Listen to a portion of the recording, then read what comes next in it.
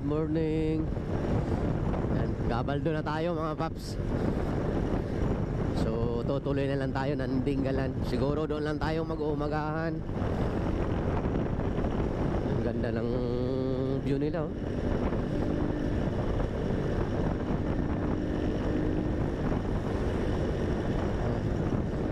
Lawak ng palayan.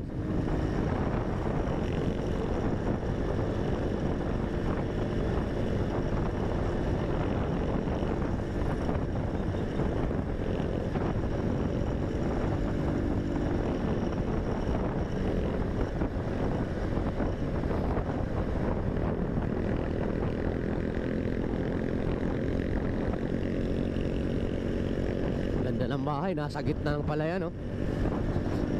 Sana all.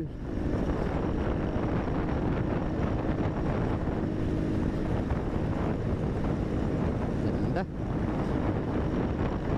Kaso lang mag-jogging ka rito mga waps, hindi ka papawisan yata rito sa sobrang lamig.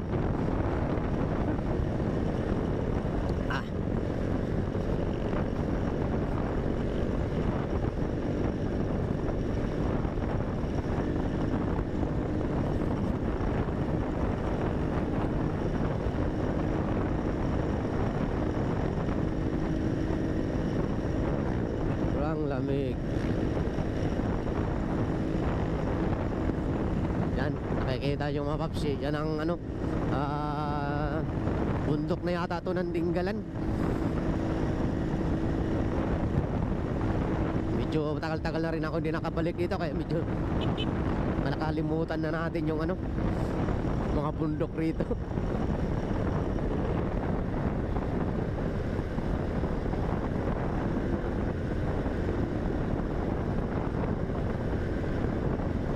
Dati hindi masyadong ano, madaalang lang yung gasoline station dito. Pero ngayon hindi ka na takot magbiyahe na maubusan ng gas. Dami ng ano, nakatayong mga gasoline station.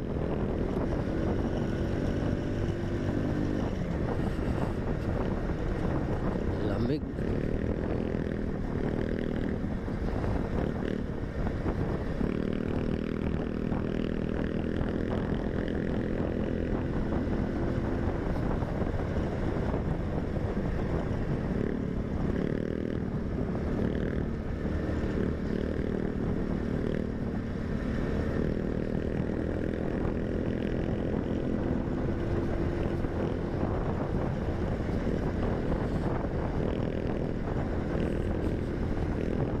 Lawak ng balayan.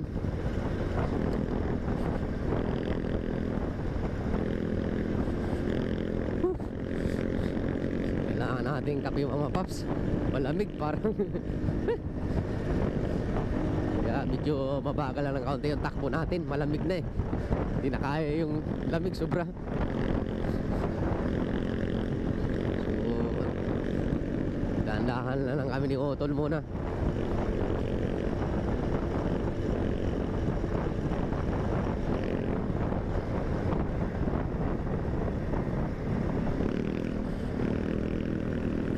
Kalabaw ko iba na yung may-ari. Sarap talaga, probinsya talaga dito. Talagang napakasarap ng hangin, sariwang sariwa.